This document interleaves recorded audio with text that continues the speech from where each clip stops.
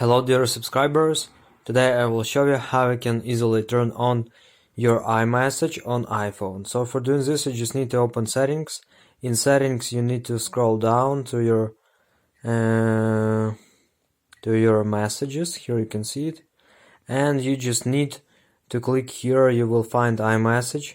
iMessages can be sent between iPhone, iPad, iPod Touch and Mac. Sending or receiving iMessages uses wireless data, so you don't need to have free messages in your from your mobile operator. So you just need your Wi-Fi data to send it and to receive it, these messages on your iPhone. So just click here, turn it on, and now you can see that